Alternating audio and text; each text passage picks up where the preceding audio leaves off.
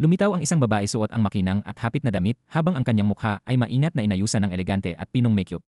Agad siyang naging sentro ng atensyon ng lahat ng tao sa bulwagan. Samantala, ang isa pang babae na nasa ibaba ng entablado ay namula sa galit nang mapansin niyang magkapareho sila ng kulay ng damit. Agad itong lumapit at pasigaw na inutusan ang babae na hubarin ang kanyang suot. Ngunit nanatiling kalmado ang babae at mahinahong sumagot na ang nahihiya lamang ay ang taong hindi bagay sa suot nito. Lalong nawala ng kontrol ang kanyang kalaban dahil sa sagot na iyon kaya marahas nitong pinunit ang kanyang damit sa harap ng maraming tao. Mabilis namang nagbago ng kilos ang babae at nagkunwaring siya ang biktima habang nanginginig na tinatakpan ang kanyang dibdib. Hindi pa nakontento ang kabilang panig at galit na galit pang ibinuhos ang laman ng baso sa kanya, ngunit nauwi rin ito sa kahihiyan. Ang lahat ng nakasaksi ay lihim na natuwa sa nangyari. Dahil sa matinding kahihiyan, malamig na ipinahayag ng fiancé ng babae ang pagputol ng kanilang kasunduan sa kasal. Pagkatapos siyang ihatid ng dating fiancé sa silid, hindi niya inaasahan na may isang lasing na lalaking naghihintay doon. Nagsisimula ang kwento sa isang marangyang pagtitipon na puno ng mga taong sakim sa kapangyarihan at katayuan, tahimik na pumili ng target ang isang batang babae at nagpanggap na nadapa. Dapat sana'y mauwi iyon sa isang romantikong eksena, ngunit mabilis na hinarang ng lalaki ang kanyang kamay bago pa man mangyari ang inaasahan. Ang dapat sanang tagpo ng pag-ibigan ay naging parang eksena ng isang bihasang martial artist na umiiwas sa panganib. Agad yumuko ang babae at nagpanggap na nagkamali lamang siya ng tao. Ngunit ang totoo, hindi aksidente ang lahat. Mabilis niyang ninakaw ang invitation card mula sa bulsa ng lalaki upang makapasok sa engrandeng pagtitipon. Ang tunay niyang layunin ay paghihiganti laban sa kanyang madrasta at sa kanyang kapatid sa ama na si Shirley. Ang babaeng iyon ay si Jenny. Lumaki si Jenny sa kahirapan at siya ang sumasalo sa bigat ng kanilang pamilya araw-araw. Ang kanyang ina ay labis na sakim sa pera at ang kanyang nakababatang kapatid na lalaki lamang ang nagsisilbing pag-asa niya sa buhay. Ngunit dumating ang trahedya nang mabalitaan niyang ang kapatid niyang mahusay lumangoy ay namatay umano sa pagkalunod. Hindi man lamang niya nasilayan ang huling mukha nito at mas lalo siyang nasaktan nang malaman niyang agad itong sinunog at inilibing na tila may nagmamadaling itago ang katotohanan. Bago pa niya lubos na maunawaan ang nangyayari, dumating si Shirley kasama ang kanyang mga tauhan. Malakas nitong ipinahayag na wala ng karapatan ang mahihirap na magdalamhati matapos tumanggap ng pera at dapat na silang manahimik. Nanginginig na yumuko ang ina ni Jenny habang paulit-ulit na humihingi ng tawad. Ngunit nagitngit sa galit si Jenny at direktang tinanong kung si Shirley ba ang may kagagawan sa pagkamatay ng kanyang kapatid. Ang tanging isinagot sa kanya ay isang malamig at mapanuyang ngiti. Walang awa na ipinag-utos ni Shirley sa kanyang mga tauhan na wasakin ang burol. Hindi pa man nawawala ang usok ng insenso ay nagkalat na ang mga sirang larawan at gamit. Sinubukan man itong pigilan ni Jenny, wala siyang laban sa dami ng mga kalaban. Maging siya ay niyurakan ni Shirley habang mapanlait na sinasabing ang isang anak sa labas tulad ng kanyang kapatid ay walang karapatang magkaroon ng maayos na libing ni hindi raw dapat itago ang abo nito. Parang matalim na kutsilyo ang bawat salitang iyon habang walang pakundangang kinuha ni Shirley ang urna ng abo ng bata. May kapal pa itong mukhang sabihin na ang mga anak sa labas ay walang karapatang gamitin ang pangalan ng pamilya kang para sa isang burol. Mula sa sandaling iyon, iisang bagay na lamang ang natira sa puso ni Jenny, ang paghihiganti. Iniwan sila ng kanyang ama, malupit ang kanyang madrasta, at tuso at mapanlinlang ang kanyang kapatid sa ama. Nanumpa siyang pagdurusahan nilang lahat ang kanilang ginawa. At ngayong araw, sa marangyang engagement party ni Shirley at ni Gerald, nagsimula na ang kanyang plano. Tahimik na nakapasok si Jenny sa engrandeng handaan at dahan-dahang hinubad ang kanyang panlabas na kasuotan upang ibunyag ang kanyang matingkad na pulang damit. Ngunit nang makita siya ni Gerald, napagkamalan niya itong si Shirley. Sa harap ng maraming bisita, halos ipakilala niya si Jenny bilang kanyang fiancé. Nang mapagtanto niya ang kanyang pagkakamali, labis siyang napahiya at agad humingi ng paumanhin kay Jenny. Eksaktong sandaling iyon, dumating si Shirley na nakasuot din ng kaparehong pulang damit. 8 taon silang hindi nagkita bilang magkapatid sa ama, ngunit sa muli nilang paghaharap, hindi pagbati ang unang ibinigay ni Shirley kundi isang malakas na sampal. Mataas ang kanyang tingin sa sarili habang ipinapahayag na siya lamang ang tunay at lehitimong fiancé ni Gerald. Sa kabila ng mapangmataas na ugali ni Shirley, bahagya lamang yumuko si Jenny at mahinahong humingi ng paumanhin. Dahil sa hindi inaasahang pagpapakumbabang iyon, lalo pang nakaramdam ng guilt si Gerald. Sa isip niya, ang sariling pagkakamali ang dahilan kung bakit napahiya at napagbintangan si Jenny. Matapos niyang pakalmahin si Shirley, personal siyang lumapit kay Jenny upang taos-pusong humingi ng tawad. Agad namang sinamantala ni Jenny ang pagkakataon. Bahagya siyang umiti at sinabing kung totoong nakakaramdam siya ng guilt, maaari siyang bigyan ng pagkakataon. Ipinaliwanag niyang hindi siya lumapit upang agawin ang posisyon ng kahit sino, kundi para pag-usapan ang isang business partnership. Bahagyang nag-alinlangan si Gerald at ipinaliwanag na naibigay na niya ang proyekto sa Minglan Group. Ngunit mumiti lamang si Jenny na parabang matagal na niyang inaasahan ang sagot na iyon. Mahinahon niyang sinabi na nagtatrabaho siya para sa Zhaosheng, isang subsidiary ng Minglan Group. Ipinahayag din niyang pupunta siya sa Jin Group kinabukasan upang opisyal na pag-usapan ang negosyo. Dahil dito, agad na ibinigay ni Gerald ang kanyang business card. Habang inaabot iyon, hindi niya napigilang mausisa at tinanong ang pangalan ng babae. Ngunit mumiti lamang si Jenny at sinabing malalaman din niya iyon kapag muli silang nagkita kinabukasan. Nang gabing iyon, nagtungo si Jenny sa dalampasigan kung saan namatay ang kanyang nakababatang kapatid. Ang bawat hampas ng alon ay tila nagpapaalala ng masakit na alaalang pilit itinago sa nakaraan. Naalala niya kung paano dinala ang kanyang kapatid sa pamilya Kang, ngunit kahit ganoon ay taon-taon pa rin itong nagpapadala ng regalo sa kanyang kaarawan. Ang mga simpleng regalong iyon ay tila matutulis na patalim na paulit-ulit na sumasaksak sa kanyang puso, dahilan upang lalo pang lumalim ang galit niya kay Shirley. Nanumpa si Jenny na hindi niya hahayaang makuha ni Shirley ang engagement na matagal nitong pinapangarap, pati na rin ang proyekto ng Shibo City na planong ibigay ng Jane Group dito. Ang kanyang ama na nang iwan, ang malupit na madrasta, at ang mapanlinlang niyang kapatid sa ama ay pagbabayarin niya. Ang kabayaran ay ang tuluyang pagbagsak ng kanilang pamilya. Habang nalulunod siya sa galit at puot, biglang lumitaw sa kanyang tabi ang isang pamilyar na lalaki, ang mismong taong ninakawan niya ng invitation card noon. Dahil sa instinct ng pagtatanggol sa sarili, mabilis na dumampot si Jenny ng bote ng alak, binasag iyon, at itinapat ang matalim na bubog sa leeg ng lalaki. Ngunit hindi man lang natakot si Brian. Sa halip, kalmado niyang itinaas ang payong upang masilungan si Jenny mula sa malakas na ulan. Dahil sa hindi inaasahang kabaitan na iyon, natigilan si Jenny at dahan-dahang ibinaba ang hawak niyang bubog. Mahina niyang sinabi na kapag may liwanag na sumikat sa kadiliman, maging ang liwanag na iyon ay nagiging kasalanan rin. Pagkasabi niya nito ay nawalan siya ng malay at bumagsak sa mga bisig ni Brian. Pagmulat ni Jenny, natagpuan niya ang sarili sa isang maliit na bangkang inaanod ng alon. Paglabas niya, nakita niya si Brian na abalang nagkukumpuni ng bangka. Hindi niya napigilang biruhin ito at sabihin kahit sirang-sira na ang bangka nito, ay may oras pa rin itong dumalo sa mga sosyal na party. Tumingin si Brian sa kanya at sinabing pumupunta siya sa mga party upang maayos na makipagnegosyo, hindi upang manghuli ng mabibiktima tulad ng ibang tao. Hindi pa rito nagtapos ang kanyang sinabi. Ipinaalala niya kay Jenny na may fiancé na si Gerald, kaya huwag nitong isipin na madali itong mabibitad. Pagkatapos ay pinayuhan niya si Jenny na umatras habang maaga pa. Ngunit mahinahong sumagot si Jenny na ang sadya niya kay Gerald ay para lamang sa negosyo. Samantala, halos mabaliw si Shirley nang makita niyang nagsimulang kumalat online ang mga post na ikinukumpara siya kay Jenny.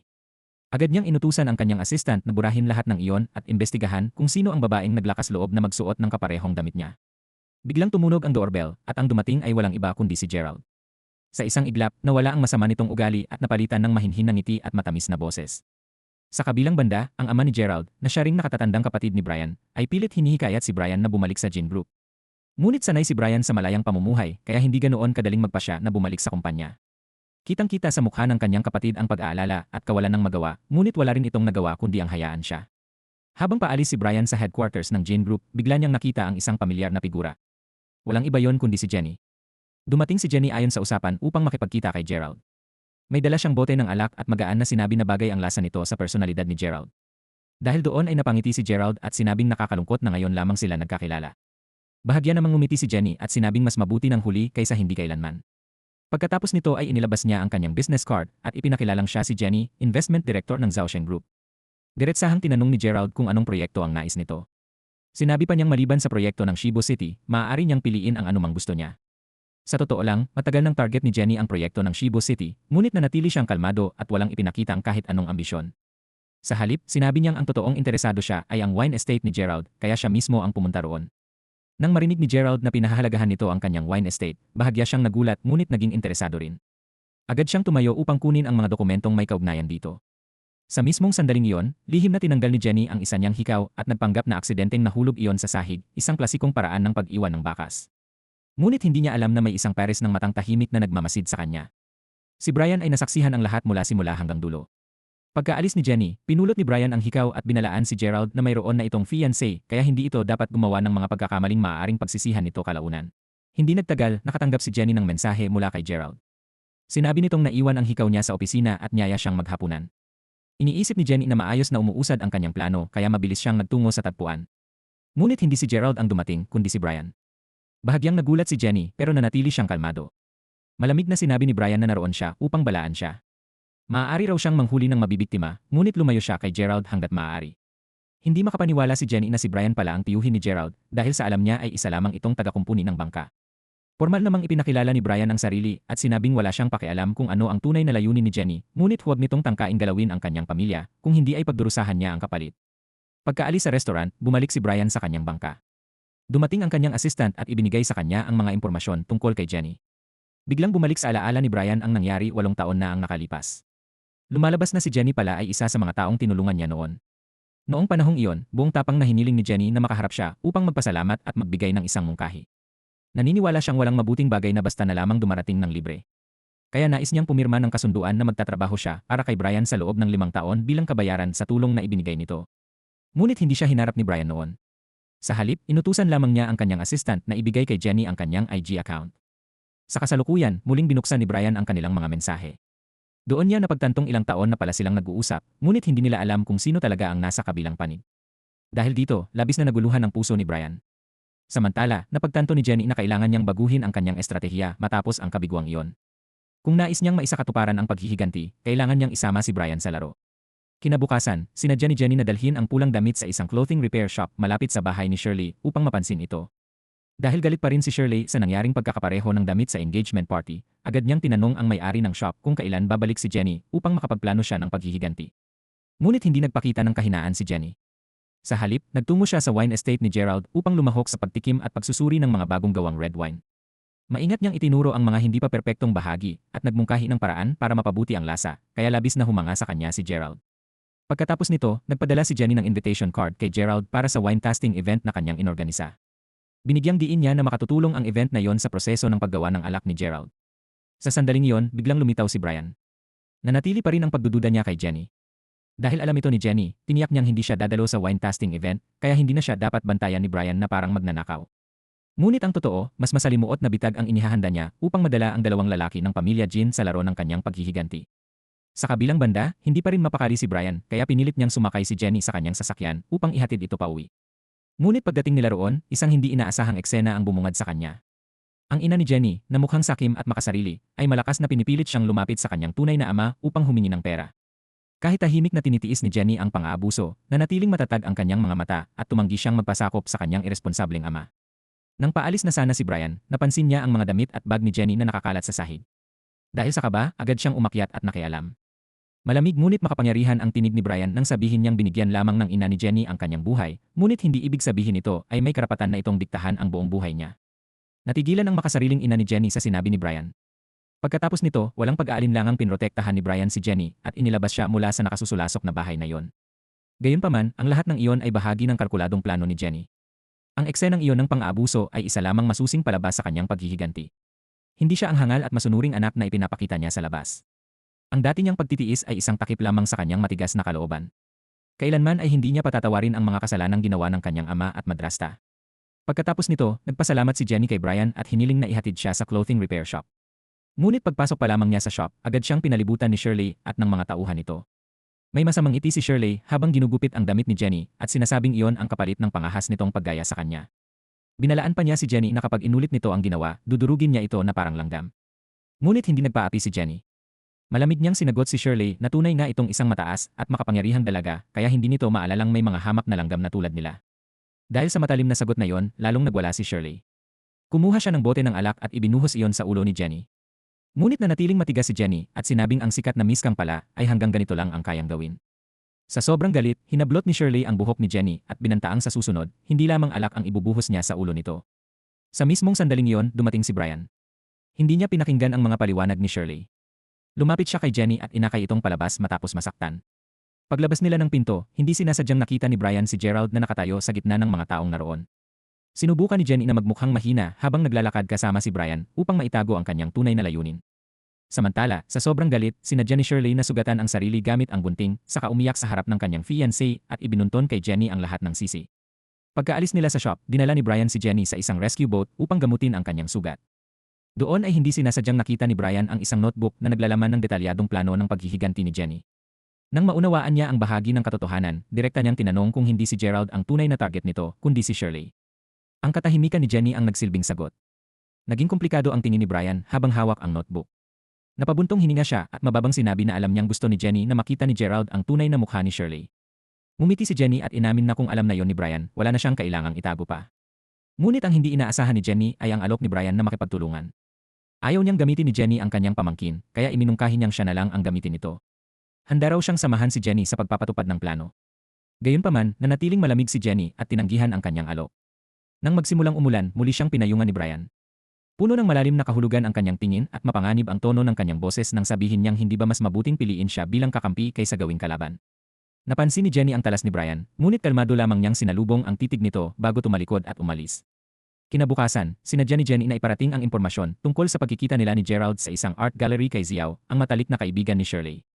Nang makitang kumagat na ang isda sa pain, nasiyahang napangiti si Jenny. Gaya ng inaasahan, mabilis na ibinalita ni Xiao kay Shirley ang lahat. Sa art gallery, masiglang nag-uusap sina Jenny at Gerald. Ang matatalinong salita ni Jenny at ang kanyang kaalaman sa sining ay hindi lamang nakatawag ng pansin kay Gerald, kundi unti-unti ring nagpabago sa tingin nito sa kanya. Kitang-kita sa mga mata ni Gerald ang paghanga. Eksaktong sandaling iyon, biglang dumating si Shirley. Nang makita ang eksena, hindi niya napigilan ang galit at selos. Sa sobrang inggit, hayagan niyang pinuna ang mga painting sa gallery, kaya nagalit ang may-ari. Si Gerald ay parehong napahiya at nainis habang sinusubukan siyang paalisin, ngunit patuloy pa ring nagmamatigas si Shirley at inakusahan si Jenny na sadyang inaakit ang kanyang fiancé. Sa huli, lumampas na sa hangganan ang kabastusan ni Shirley. Mahigpit na inutusan siya ni Gerald na umalis agad. Ayaw na ring tiisin ng may-ari ng gallery ang pang-insulto, kaya ipinatawag niya ang security upang ilabas si Shirley. Matapos maayos ang tensyon, mabilis na ibinalik ni Jenny ang magandang atmosfera. Gamit ang kanyang kaalaman sa sining, tinulungan niya si Gerald na muling makuha ang tiwala at magandang loob ng may-ari ng gallery. Dahil sa malinaw at kapanipaniwalang paliwanag ni Jenny, nagbago ang pananaw ng may-ari at pumayag itong makipagtulungan kay Gerald. Habang masaya ang lahat, hindi sinasadyang nakita ni Jenny si Brian na tahimik na nakatayo sa isang sulok. Inisyan niya ito bilang pagbati, ngunit sa isip niya ay may nabuo ng panibagong plano. Kinagabihan, sumulat si Jenny ng liham na nagrereklamo laban kay Brian at ipinadala yon sa mga sponsor. Dahil dito, napilitan si Brian na ilista at isa-isahin ang lahat ng gastos na hindi sinasadyang nagdulot ng abala sa kanya. Gaya ng inaasahan, mabilis na nahulaan ni Brian na si Jenny ang nasa likod ng lahat. Sa kabilang banda, ang art gallery na pinuntahan ni Jenny at Gerald ay biglang pinasok ng isang grupo ng mga tao sa kalagitnaan ng gabi. Walang pakundangan nilang winasak ang lahat ng obra at pagkatapos ay umalis na parang walang nangyari. Nang makaalis ang grupo, kalmadong kinuha ni Jenny ang ebidensya mula sa secret security camera na nakatago sa gallery. Ngunit habang pinapanood niya ang video, bigla siyang hinarang ni Brian. Maingat siyang tumingin kay Brian at tinanong kung sinusundan ba siya nito. Hindi sumagot si Brian at mumiti lamang nang may pangungutya. Nagpasalamat siya kay Jenny dahil nagsikap itong mabuti para bigyan siya ng trabaho. Hindi ito itinanggi ni Jenny at malamig na hiniling na huwag siyang makialam sa kanyang mga gawain. Ngunit agad itong sinagot ni Brian. Sinabi niyang ang pakikipagtulungan nito sa may-ari ng gallery at ang paghila kay Gerald sa sitwasyon ay hindi na basta personal na bagay lamang. Walang pag-aalinlangang sumagot si Jenny na hindi niya sinasaktan si Gerald at negosyo lamang ang lahat. Bahagyang umisi si Brian at puno ng kahulugan ang tono ng sabihing naroon siya upang tulungan itong imbestigahan ang nangyaring paninira sa gallery. Ngunit agad itong tinanggihan ni Jenny. Sinabi niyang magpanggap na lamang itong hindi sila nagkita noong gabing iyon, kung hindi ay hindi niya masisiguro kung ano ang gagawin niya sa susunod. Napangisi si Brian dahilan upang hindi maitago ni Jenny ang galit. Tinanong niya ito kung gusto na ba siya nito kaya walang tigil itong sumusunod sa kanya. Lumapit si Brian, hinawakan ang kanyang kamay, at mapanganib na sinabi na kung nais niyang laruin ang laro ng matatanda, huwag siyang maging masyadong palihim. Kung hindi pa niya alam kung paano, maaari raw niya itong turuan. Dahan-dahang dumulas ang kamay ni Brian, ngunit agad itong binawi ni Jenny at malamig siyang tinitigan. Bago umalis, muling inalok ni Brian ang pakikipagtulungan. Sa huli, ibinigay ni Jenny sa kanya ang kopya ng video mula sa gallery. Kapalit nito, nangako si Brian na tutulungan siyang makuha ang proyekto ng Shibu City. Hindi inaasahan ni Jenny na mabilis nga siyang mailalapit ni Brian sa kanyang layunin. Sa kabilang panig, nang malaman ni Gerald ang nangyaring paninira sa gallery, hiniling niya kay Brian na imbestigahan ito. Maingat namang inayos ni Brian ang video at ibinigay kay Gerald ang ebidensyang nagpapakitang ang grupo ng mga kaibigan ni Shirley ang may kagagawan. Nang kumprontahin, mariing itinanggi ni Shirley ang lahat. Ngunit sa huli, inamin niyang matapos siyang inisi ni Jenny, naglabas lamang siya ng sama ng loob sa kanyang mga kaibigan at hindi niya inaasahang kikilos sila ng sobra. Mula sa sandaling iyon, nagsimulang magduda si Gerald sa babaeng matagal niyang pinagkakatiwalaan bilang fiancé. Samantala, matapos payagan ng kanyang ama si Gerald na sumali sa proyekto ng Shibu City, agad niyang niyaya si Jenny upang personal na ibigay sa kanya ang mahalagang proyekto. Sa oras na yon, hindi na naitatago sa mga mata ni Gerald ang paghanga niya kay Jenny. Kahit ang sunod-sunod na tawag ng kanyang fiancé na si Shirley ay hindi na niya pinansin. Samantala, matapos makuha ni Jenny ang proyekto, hinanap niya si Brian upang magpasalamat. Nang makita niya ito mula sa malayo, may kakaibang damdaming biglang sumibol sa kanyang puso. Habang sinusuri ni Brian ang isang kontrata, may patak ng ulan na muntik nang tumulo sa dokumento. Dahil sa instinct, iniabot ni Jenny ang kanyang kamay upang saluhin yon. Nagulat si Brian sa biglaang kilos niya at kusa ring nahawakan ang kanyang kamay. Nagtagpo ang kanilang mga mata sa tahimik na sandaling iyon at isang kakaibang damdamin ang tila pumasok sa puso nilang dalawa. Nagmadaling binawi ni Jenny ang kamay niya at naguguluhang ipinaliwanag na natakot lamang siyang mabasa ng tubig mula sa katawan nito ang kontrata, kaya huwag itong mag-isip ng kung ano. Pabiro ngunit may laman ang tanong ni Brian kung umaasa ba siyang may isipin siya. Iniwasan ni Jenny ang tanong, ngunit muling sumugod si Brian at tinanong kung natatakot na ba siya. Ngumiti si Jenny at sinabing, natatakot siya, ngunit natatakot siyang mahulog ang loob nito sa kanya dahil wala siyang maibabayad dito. Bago umalis, tinanong ni Jenny kung bakit siya tinutulungan ni Brian. Bahagyang lumayo ang tingin ni Brian habang inaalala ang nakaraan. Siya pala ang taong nagpaaral kay Jenny sa ibang bansa 8 taon na ang nakalipas, noong nasa pinakamahirap siyang yugto matapos mamatay ang kanyang kapatid. Noon, akala ni Jenny ay isa lamang itong mabait na tiyuhin na laging umaalo sa kanya sa pamamagitan ng mga liham at pag-uusap. Minsan pa nga ay tumatawag ito para iparinig sa kanya ang tunog ng alon upang kahit paano ay mapawi ang sakit sa kanyang puso. Sa kasalukuyan, puno ng kahulugan ang sinabi ni Brian na gusto lamang niyang makita kung tama ba ang desisyong ginawa niya 8 taon na ang nakalipas. Hindi alam ni Jenny na ang kanyang tagapagligtas ay si Brian mismo. Pinayuhan niya ito na ang taong nakatayo sa liwanag ay huwag piliting pumasok sa dilim dahil minsan ay nilalamon ng kadiliman ang taong papasok dito. Ngunit matatag na sumagot si Brian na sa pinakamadilim na lugar lamang makikita ang liwanag. Kinagabihan, muling nagpadala si Jenny ng mensahe sa kanyang hindi kilalang tagapagligtas. Sinabi niya nitong mga nakaraang araw ay may nakilala siyang taong mahilig magpayong para sa iba, mabait, ngunit masyadong mahilig makialam. Sa kabilang dulo, binasa ni Brian ang mensahe at napangiti ng masaya. Ngunit sa sandaling iyon, dumating si Gerald at hinila siya sa isang pag-uusap. Dahil lasing, ipinahayag ni Gerald na kakanselahin niya ang engagement nila ni Shirley dahil umibig na siya sa ibang babae. Tinanong ni Brian kung kilala ba niya ang babaeng iyon. Nang tumango si Gerald, nakaramdam si Brian ng hindi maipaliwanag na lungkot. Tila magsisimula na ang labanan sa pag-ibig sa pagitan ng magtiyuhin. Kinabukasan, naglaro ng golf ang chairman ng Zhaosheng Group kasama ang chairman ng Kang Group na siya ring ama ni Jenny. Sa ganitong pagkakataon, bilang investment director ng Zhaosheng, opisyal na muling humarap si Jenny sa kanyang amang matagal na niyang hindi nakikita. Nang makita si Jenny, natigilan ang tingin ni Chairman Kang. Matapos ang golf game, tinawag niya si Jenny sa isang lugar at tinanong kung ano ang balak nitong gawin. Inosenteng sumagot si Jenny na wala siyang balak gawin.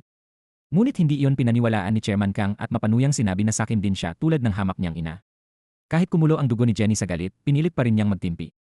Alam niyang darating ang araw na pagbabayaran nilang lahat ang ginawa nila. Bago umalis, napansin ni Jenny ang isang pamilyar na peres ng hikaw sa suot ng waitress. Hindi lang iyon, tila may lihim na relasyon din ang waitress sa kanyang kagalang-galang na ama. Sa mga sumunod na araw, sinundan ni Jenny ang waitress at nalaman niyang bukod kay Chairman Kang, may iba pa itong kinakalantaring lalaki. Ginamit ni Jenny ang mga litratong iyon upang takutin ang waitress at pilitin itong ibigay sa kanya ang isang bagay. Pagkatapos, hinarap ni Jenny si Chairman Kang at ipinakita rito ang isang video. Sinabi niyang buburahin niya ang video kapalit ng pagbibigay nito sa kanya ng proyekto ng Shibo City at inaasahan niyang makatatanggap siya ng sagot bago mag-alas 9 ng umaga kinabukasan. Dumating ang itinakdang oras, ngunit wala pa ring sagot mula kay Chairman Kang. Lumalabas na matagal na pala nitong inupahan ang isang tao upang i-hack ang computer ni Jenny. Bahagyang nagalit si Jenny, ngunit hindi siya labis na nagulat dahil matagal na niyang alam kung gaano kadumi ang pagkatao nito.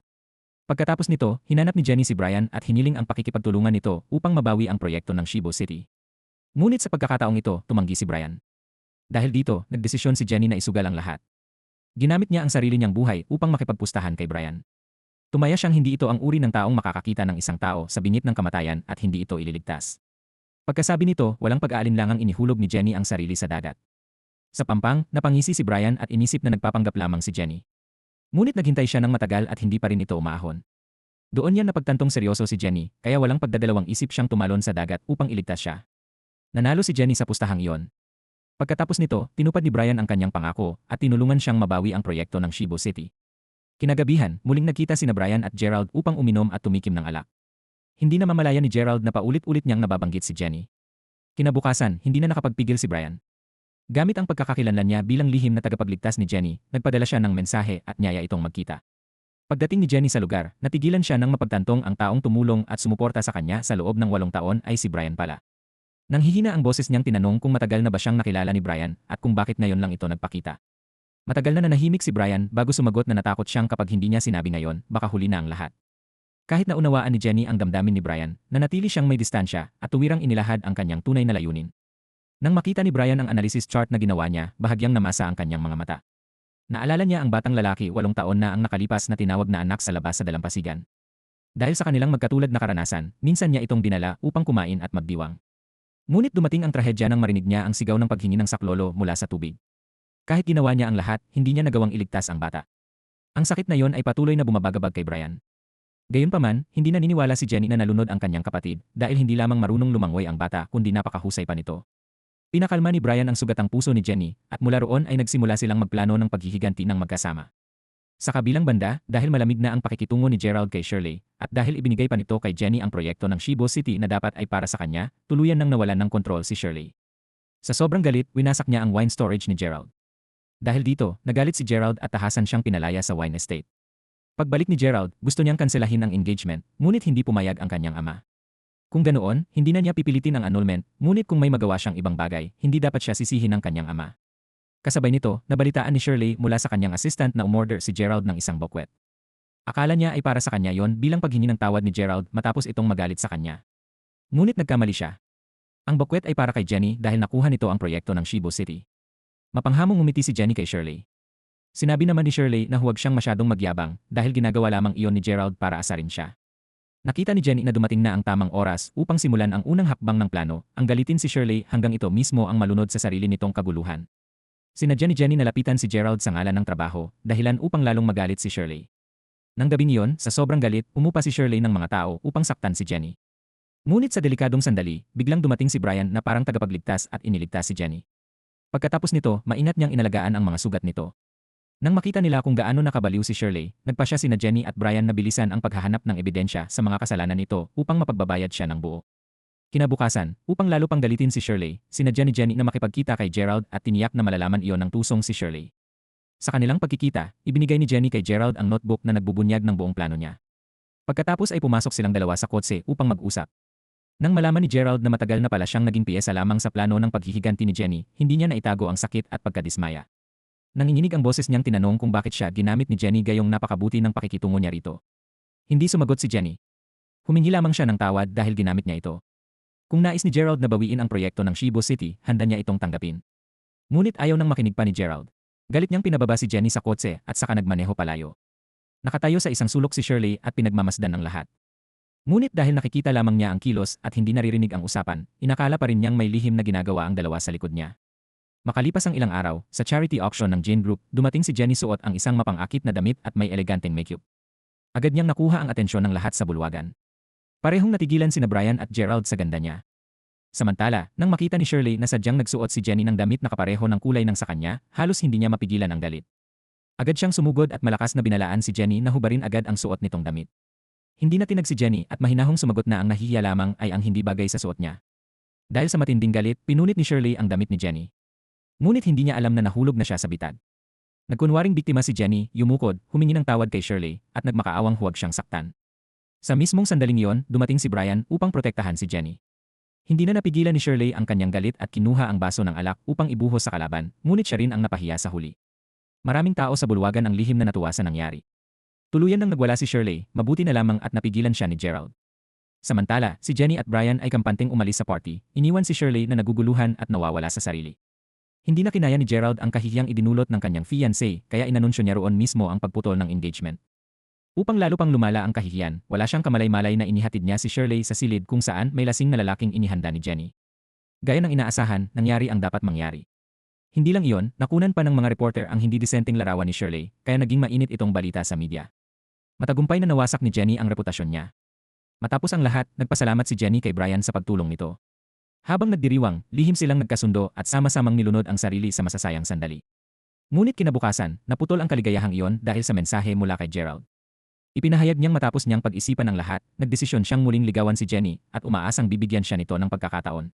Sa kanilang pagkikita, diretsahang sinabi ni Gerald ang laman ng kanyang puso. Ngunit tinanggihan siya ni Jenny dahil ang puso niya ay pagmamay-ari na ng iba. Nang malaman niyang si Brian ang lalaking iyon, labis na nagalit si Gerald. Agad siyang nagtungo sa kanyang tiyuhin upang kumprontahin ito at sabihin dapat nitong bitawan si Jenny dahil hindi ito para sa kanya. Malamig na tumingin si Brian kay Gerald at diretsahang sinabi na kaya niyang isuko ang lahat para rito, ngunit hindi si Jenny. Dahil sa tensyon sa pagitan nila, tuluyang nasira ang relasyon ng magtiyuhin. Pareho silang nagdesisyong lumaban para makuha ang pag-ibig ni Jenny. Samantala, matapos pabagsakin si Shirley, ang susunod na target ni Jenny ay ang kanyang madrastang si Madam Lam. Ngunit bago pa siya makakilos, pinatalsik siya nito sa kumpanya dahil umano sa paglustay ng pondo ng kumpanya. Sa desperadong sitwasyon, napilitan si Jenny na gamitin ang mga ebidensyang inihanda ni Brian. Ang mga dokumentong iyon ay naglalaman ng mga kasalanan ni Shirley, paglustay ng pera at tangkang pananakit. Ginamit ni Jenny ang mga ito upang pilitin si Madam Lam na isapubliko ang kanyang tunay na pagkatao at payagan siyang manatili sa kumpanya. Bagamat napilitan, nanatiling tuso si Madam Lam at lihim na nagplano kung paano muling pababagsakin si Jenny. Isang mas mapanganib na laban ang nagsimulang mabuo. Matapos isapubliko ni Jenny ang kanyang pagkakakilanlan, agad siyang hinanap ni Gerald na may balak na palitan ang kanyang magiging bride. Ngunit marahan lamang na umiling si Jenny at muling humingi ng tawad. Puno ng lungkot ang mga mata ni Gerald habang tinatanong kung kahit minsan ba ay hindi siya minahal ni Jenny. Bahagyang umiti si Jenny, ngunit puno ng guilt ang ngiting iyon. Sinabi niyang mabuting tao si Gerald. Hindi sa hindi niya ito nagustuhan, ngunit bawat tao ay may sariling kapalaran. Kung nais nitong tamasahin ang buhay na ibinigay ng kanyang pamilya, kailangan nitong tanggapin ang pagkawala ng kalayaan. Isa yung realidad na hindi nito matatakasan at hindi dapat isugal ni Gerald ang lahat para lamang sa kanya. Nang gabing iyon, wasak ang puso ni Gerald kaya nagpakalunod siya sa alak upang makalimot. Samantala, si Madam Lam ay muling gumawa ng panibagong plano. Sa dahilan na makikipagkita sila sa isang kliyente, nilinlang niya si Jenny na pumunta sa isang hotel. Pagdating doon, nilagyan ng droga ng isang lalaking may balbas ang inumin ni Jenny hanggang mawalan siya ng malay. Pagkatapos nito, kumuha ang lalaki ng maraming sensitibong larawan niya. Hindi inaasahang dumating din si Shirley sa hotel at nakita ang nangyayari. Balak sana nitong kunan ng litrato si Jenny upang tuluyan itong mapahiya, ngunit hindi niya inaasahang siya mismo ang mawalan ng malay matapos siyang saktan ng lalaki. Sa parehong oras, naghihintay si Brian sa labas ng hotel nang makita niyang papasok si Gerald. Lumalabas na bago yon, nagpadala si Shirley ng mensahe kay Gerald at nagbantang sasaktan si Jenny kung hindi ito pupunta. Nang maramdaman ni Brian na may mali, agad siyang sumugod papasok. Magkasamang hinarap ni na Brian at Gerald ang mga salarin, nabawi ang memory card na naglalaman ng sensitibong larawan at nailigtas si Jenny. Nang makita ni Gerald si Brian na buhat-buhat si Jenny palabas ng hotel, wala siyang nagawa kundi ang manatiling nakatayo roon nang walang magawa. Pagka-uwi, labis na nasaktan si Brian nang makita ang mga sugat ni Jenny. Agad niyang winasak ang memory card upang mabura ang anumang maaaring makasira sa dangal nito. Matapos maayos ang lahat, nanumpa siyang pagbabayarin ang lalaking may balbas. Hindi nagtagal, hinanap ni Brian ang lalaki at ibinuhos dito ang kanyang matinding galit dahil sa ginawa nito sa babaeng mahal niya. Tinuruan niya ito ng leksyon na hindi nito malilimutan kailanman. Nang makita ni Jenny ang mga sugat sa mga kamay ni Brian, hindi niya napigilang masaktan para rito. Sa kabilang banda, nagising si Shirley mula sa pagkakahimatay at ang unang sumalubong sa kanya ay isang malakas na sampal mula sa sariling ina niyang si Madam Lam. Sinisi siya nito dahil nasira ang perpektong plano nila dahil sa kanyang pakikialam. Nang maalala ni Shirley ang nangyari noong gabi, muli siyang nawalan ng emosyonal na kontrol. Ngunit hindi pa rin siya tinigilan ni Madam Lam. Inudyukan nito si Shirley na itali si Gerald sa pamamagitan ng pagbubuntis. Habang lasing si Gerald, hindi niya namalayang naging kasangkapan na siya ng mag-inang Kang. Kinabukasan, laking gulat ni Gerald nang magising siyang kasama si Shirley. Pagbalik niya, hindi niya matanggap ang nangyari kaya buong araw lamang siyang nakatulala habang nakaupo sa damuhan. Samantala, hindi lamang pamilya Jean ang target ni Madam Lam. Balak din itong agawin ang buong pamilya Kang. Nang makuha niya ang medical results ng kanyang asawa, nalaman niyang biglang tumaas ang blood pressure nito. Binalaan ng doktor ang lalaki na umiwas sa alak para hindi lumala ang kondisyon. Nang malaman ito ni Madam Lam, agad niyang pinuntahan ang batang kabit ng kanyang asawa. Binigyan niya ito ng malaking halaga kapalit ng pagpapainom ng alak sa kanyang asawa hanggang sa hindi na ito makainom pa. Mula noon, tuluyan nang nalunod si Chairman Kang sa bisyo at kalayawan. Pagkaraan ng ilang araw, dumating si Madam Lam at si Shirley sa bahay ng pamilya Jean dala ang pregnancy test result ni Shirley. Pinilit ni na Madam Lam at Shirley ang chairman ng pamilya Jean na idaos ang kasal. Dahil sa matinding pressure, napilitan si Gerald na pumayag. Ngunit habang puno ng pananabik si Shirley sa inaasam niyang marangyang buhay bilang asawa ng mayamang pamilya, biglang dumating si Jenny at mapanghamong ngumiti. Sinabi nitong dapat na siyang tawaging tita mula ngayon. Nagulat si Shirley sa kapal ng mukha ni Jenny. Sa mismong sandaling iyon, lumapit si Brian at kalmadong ipinahayag na si Jenny ang kanyang girlfriend at plano nilang magpakasal sa lalong madaling panahon. Parang direktang sampal sa pride ni Shirley ang sinabi ni Brian. Hindi ito agad nakapagsalita sa sobrang pagkabigla. Sa likuran nila, tahimik na nasaksihan ni Madam Lam ang lahat at nagninga sa galit ang kanyang mga mata. Hindi niya hahayaang may sumira sa lahat ng pinaghirapan niyang makuha. Hindi nagtagal, sinadya ni Madam Lam na papuntahin ang ina ni Jenny sa isang party upang mapahiya ito sa harap ng maraming tao. Agad namang inilabas ni Jenny ang kanyang ina at tinanong kung sino ang nagsabi rito tungkol sa party. Ngunit sa halip na sumagot, sinisi pa siya ng babae dahil hindi niya ito pinagsabihan ng mas maaga upang makahingi sana ito ng pera sa magiging manugang niya. Hindi makapaniwala si Jenny sa kapal ng mukha ng kanyang ina. Dahil wala na siyang magawa, napilitan siyang magpadala ng pera upang mapatahimik ito. Habang pinagmamasdan ang likod ng kanyang inang mukhang pera, hindi napigilan ni Jenny ang sakit sa kanyang puso. Sa pagkakataong iyon, dumating si Brian na may dalang magandang balita. May nahanap na siyang bakas tungkol sa cake shop noon. Mabilis silang nagtungo roon upang maghanap ng ebidensya.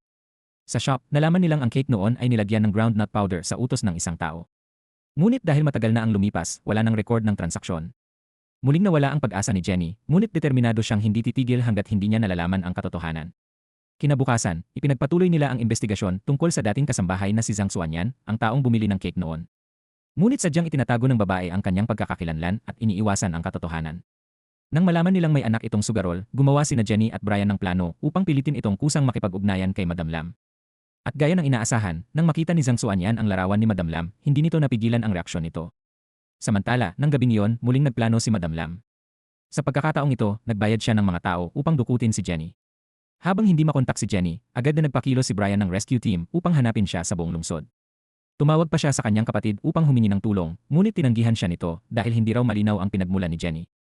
Hindi sinasadyang narinig ni Gerald ang usapan nilang dalawa. Noon niya napagtanto na ang lahat ng kayang ibigay ni Brian kay Jenny ay mga bagay na hindi niya kayang pantayan. Samantala, nang magising si Jenny, natuklasan niyang nakagapos siya sa loob ng isang bangka. Ngunit hindi siya basta sumuko. Agad siyang nakipagtulungan sa iba pang babaeng bihag upang gumawa ng plano. Nilinlang nila ang mga kidnapper na bumalik sa kabin at sinamantala ang pagkakataon upang mawalan ng malay ang isa sa mga ito. Dahil nagtagumpay sila minsan, inulit nila ang parehong paraan. Ngunit sa pagkakataong ito, aksidenteng si Brian ang kanilang natamaan, ang taong desperadong dumating upang iligtas si Jenny. Malakas na sumigaw si Brian ng kanyang pangalan. Nagulat si Jenny at agad binuksan ang sako, ngunit huli na ang lahat dahil nawalan na ng malay si Brian. Nang makita niyang sugatan ito, parehong nasaktan at nakonsensya si Jenny. Napagalitan pa niya ito at tinanong kung hindi ba ito marunong lumaban. Nagreklamo naman si Brian na hindi niya kayang saktan si Jenny kaya hindi siya lumaban. Galit na galit si Jenny at tinanong kung bakit hindi agad ito sumigaw. Sumagot si Brian na sumigaw siya, ngunit dahil sobrang gigil nito sa pananakit ay wala na itong narinig. Ang paraan ng pagsasalita ni Brian na parang nagtatampo ay agad nagpawala sa tensyon sa pagitan nila. Sa simpleng sandaling iyon, nagtagpo ang kanilang malalambing na titig, nauwi sa mahigpit na yakap at sa isang matamis na halik. Kinabukasan, inihatid ni Brian si Jenny pauwi. Ngunit pagdating nila, wala nang laman ang bahay. Nawawala ang lahat ng gamit, kasama na ang pinakamahalagang regalo ng kanyang kapatid. Sakto namang tumawag ang telepono at nalaman ni Jenny na ipinahakot ni Madam Lam ang lahat ng gamit niya palabas ng Minglan Group. Sa sobrang galit, agad siyang nagtungo sa Minglan upang kumprontahin si Madam Lam at tanungin kung ano ba talaga ang balak nito. Ngunit mumiti lamang si Madam Lam at mapang-insultong sinabi na masyado pang bata at walang karanasan si Jenny. Pinipigilan ng galit, umuwi si Jenny at diretsahang tinanong ang kanyang ina kung saan nito itinago ang laptop na regalo ng kanyang kapatid. Walang pakialam na sinabi ng kanyang ina na ibinenta na niya ito dahil hindi naman daw iyon ganoon kahalaga. Sa sandaling iyon, tuluyang sumabog ang lahat ng matagal ng kinikimkim ni Jenny. Galit niyang tinanong ang kanyang ina kung may pagkakataon bang hindi niya ginampanan ang pagiging mabuting anak. O baka ang totoo, ito ang hindi kailanman naging mabuting ina. Tinanong pa niya kung may iba pa ba itong iniisip bukod sa pera. Ngunit walang kahihiyang sumagot ang kanyang ina na kung walang pera, wala ring silbi ang lahat. Wala nang masabi si Jenny. Agad siyang tumalikod at tumawag sa pulisya upang i-report na ninakawan ang kanilang bahay. Samantala, hindi rin tumigil si Madam Lam. Pinuntahan niya ang chairman ng pamilya Jean at ipinakita rito ang mga litrato ni Jenny at Gerald habang magkasamang naghahapunan.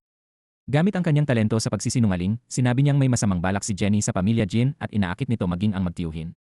Dahil dito, agad ipinatawag ng chairman si Brian sa bahay sa kalagitnaan ng gabi at inutusan itong putulin ang relasyon kay Jenny. Nang marinig ito ni Gerald, agad siyang sumingit at ipinagtanggol si Jenny, sinabing hindi ito ganoong klaseng babae. Ngunit mabilis siyang pinatahimik ng kanyang ama at sinabing nabubulag lamang siya ng pag-ibig. Dagdag pa nito, kung magsasanib puwersa sina Jenny at Brian, para na rin nilang ninanakaw ang lahat mula kay Gerald.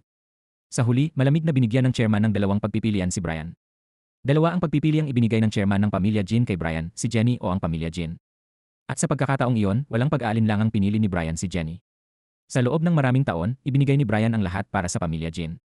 Pinaghirapan niya ang bawat bagay na mayroon sila, ngunit kahit ang simpleng pagkilala sa kanyang lugar sa pamilya ay hindi niya natanggap. Mas masakit pa rito, ang mga taong dapat sana'y nagpapasalamat sa kanya ay itinuring siyang hadlang at banta sa kanilang posisyon. Mula sa itaas, nakahalukip-kip na pinagmamasdan ni Shirley ang gulo sa pamilya Jean habang halatang natutuwa sa nangyayari. Samantala, matapos mag-report sa pulisya, nakuha rin ni Jenny ang laptop na regalo ng kanyang kapatid. Kahit sira na ito sa maraming bahagi, para sa kanya ay isa pa rin itong napakahalagang alaala. Paglabas niya ng presinto, nadatnan niya ang kanyang ina na naghihintay.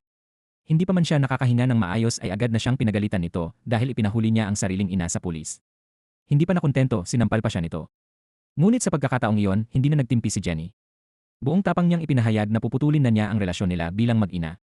Habang tumutulo ang kanyang luha, pakiramdam naman niya ay nabawasan ang bigat na matagal niyang pasan. Wala na silang bahay na matatawag na tahanan, ngunit sa halip na malungkot ay pakiramdam nila ay nakalaya sila mula sa isang kulungan. Kahit wala na silang masilungan, hindi pa rin maaaring tumigil ang plano nila. Ang pain na matagal na nilang itinapon ay panahon ng hilahin pabalik. Gaya ng inaasahan, nang makita ni Zhang Xuanyan ang larawan ni Madam Lam, agad itong sumulpot at inilabas ang ebidensyang matagal nitong itinago. Walang kahihiyang tinakot nito si Madam Lam upang makahingi ng pera. Napilitan si Madam Lam na maglabas ng malaking halaga at inutusang umalis ito ng lungsod sa mismong gabing iyon. Habang nangyayari iyon, tuluyan namang bumagsak si Chairman Kang matapos ang matagal na panahon ng paglalasing at pakikipagrelasyon sa iba't ibang babae. Nagkaroon siya ng matinding brain hemorrhage. Sinabi ng doktor na napakaliit ng tsansang magising pa ito. Diretsahang hinarap ni Jenny si Madam Lam at tinanong kung ano ba talaga ang ginawa nito sa kanyang ama upang umabot sa ganoong kalagayan. Ngunit walang pakialam na itinulak ni Madam Lam ang sisi sa asawa nito at sinabing kasalanan lamang iyon ng pagiging mahilig nito sa bisyo at babae. Samantalang puno ng sakit at galit si Jenny, si Shirley naman ay ni hindi man lang nag-abalang pumunta sa ospital. Para sa kanya, basta hindi pa patay ang ama niya ay wala siyang dapat alalahanin. Nakita ni Gerald ang lahat at napailing na lamang sa matinding pagkadismaya bago tuluyang umalis. Habang sinusundan niya si Gerald, hindi sinasadyang narinig ni Shirley ang usapan ng chairman ng pamilya Jin at ng sekretarya nito tungkol sa proyekto ng Shibo City. Doon niya nalaman na dahil sa kakulangan sa pondo, lihim na kumuha ang pamilya Jin ng pera mula sa charity fund upang pondohan ang proyekto. Plano sana nilang ibalik ang pera makalipas ang isang buwan. Excited na ibinalita ni Shirley kay Madam Lam ang lahat at tinanong pa kung maaari nilang gamitin ang impormasyong iyon upang itali si Gerald sa kanila. Ngunit pinakalma lamang siya ni Madam Lam at sinabing ang pinakamahalagang bagay ngayon ay ang ligtas niyang panganganak. Ang lahat ng plano at manipulasyon ay siya na raw ang bahala. Pagkatapos ibaba ang tawag, malamig na tinanong ni Madam Lam si Zhang Xuanyan kung ano pa ba ang gusto nito. Hindi ba't malinaw niyang sinabi na umalis na ito ng lungsod? Ngunit mas malalim pa pala sa dagat ang kasakiman ni Zhang Xuanyan. Ang gusto lamang nito ay mas marami pang pera. Wala nang maraming salita si Madam Lam at agad itong binigyan ng pera kapalit ng tuluyang pagkawala nito. Hindi nila alam na sa dilim ay tahimik silang pinagmamasdan ni Jenny at Brian. Habang nanonood, napagtanto nilang masakim pa pala si Zhang Xuanyan kaysa sa inaakala nila. Ayon kay Brian, kapag aso laban sa aso ang nangyayari, pinakamainam na manood na lamang at hintayin sila mismo ang magsiraan. Habang nagkakagulo ang kabilang kampo, ipinagpatuloy naman ni Shirley ang sarili nitong drama. Kahit anong gawin niya, wala pa rin siyang makuhang pagmamahal mula kay Gerald. Dahil sa sobrang galit, ikinalat niya sa social media ang balitang ginagamit ng pamilya Jin ang charity fund para sa proyekto. Nang malaman ito ng chairman ng pamilya Jin, inatake ito sa puso at bumagsak. Agad na hinarap ni Gerald si Shirley at tinanong kung siya ba ang may kagagawa ng eskandalong iyon. Dahil sa takot, nag-impake si Shirley sa gitna ng gabi at tumakas pa uwi sa bahay ng kanyang ina. Ngunit hindi pumanig ang kapalaran sa kanya. Habang pababa siya ng hagdan, nadulas siya at malakas na bumagsak. Dahil dito, hindi niya nailigtas ang batang dinadala niya sa sinapupunan.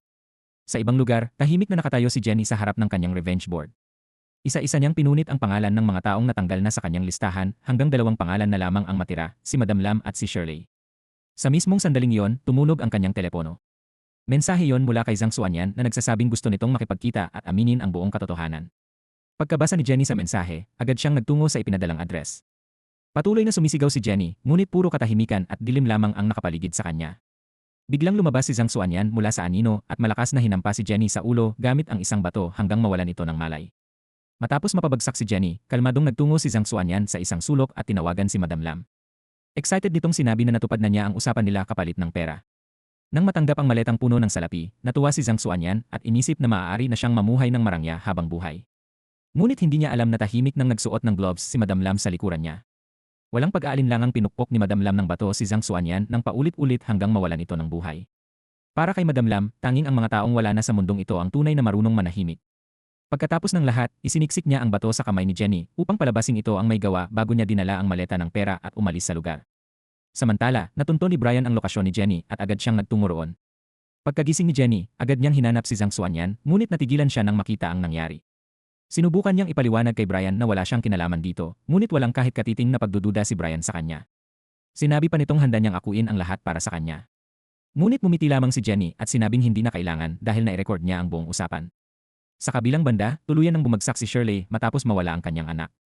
Habang umiiyak siya sa ospital, dumating si Gerald at malamig na dinagdagan ang kanyang paghihirap. Inihagis niya ang divorce paper sa kama ni Shirley at sinabing kung hindi ito pipirma ay magkikita sila sa korte. Nang mabaliw sa galit si Shirley at hanapin ang kanyang mga magulang, walang emosyon na iniabot ni Gerald ang isang pahayagan. Nakasulat doon na habang nasa ospital si Shirley, biglang namatay si Chairman Kang at agad ding na-cremate sa parehong araw. Samantala, si Madam Lam ay naaresto dahil sa kasong planadong pagpatay. Malamig pang sinabi ni Gerald na kung pipirma si Shirley sa divorce papers, ay bibigyan pa rin niya ito ng sustento upang mabuhay. Ngunit kung hindi, mawawala sa kanya ang lahat.